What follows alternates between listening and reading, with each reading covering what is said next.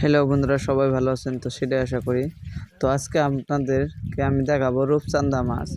তো আমাদের ফিশারিতে এগুলো সব রূপচাঁদা মাছ, আর এখানে আছে পাঙ্কাশ মাছ। তো দুইটা মাছই ছাড়া হয়েছে, তার মধ্যে 20,000 রূপচাঁদা ছাড়া হয়েছে এখানে। তো রূপচাঁদা সাইজ 3টা মাছ আমাদের বড় ছিল, তো সেই বড়গুলো দেখেন আমি সাইডে দিতেছি। আর এখানে রূপচাঁদা আর পাঙ্কাশ আছে।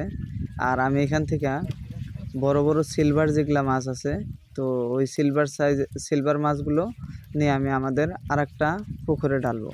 তো এখান থেকে আমি সাইড করতেছি।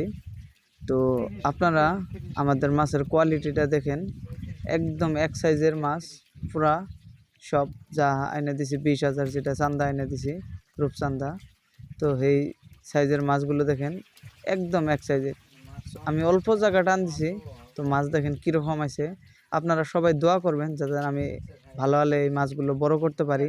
আর আপনারা কেউ অভিজ্ঞ যারা আছেন তারা পরামর্শ দিবেন যেন কী করলে মাছের দ্রুত যেন আমাদের উৎপাদন বাড়ে। তো মাছের কোয়ালিটিটা আপনাদেরকে আমি দেখাইতেছি, তো দেখেন।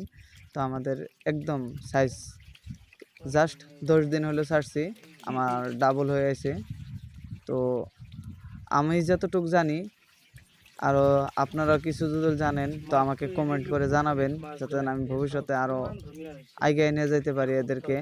10 দিনে আমি ডাবল করছি। আমি 1 কেজিতে 500 পিস নিয়েছি, 1 কেজি 500 পিস। তো আমার 1 কেজির দাম পড়ছে 400 টাকা করে। 500 পিস মাল নিয়েছি এই চান্দা। তো আপনারা সবাই দোয়া করবেন। তো আল্লাহ দিলে এই ফিশারিতে দিছি 20,000 পোনা।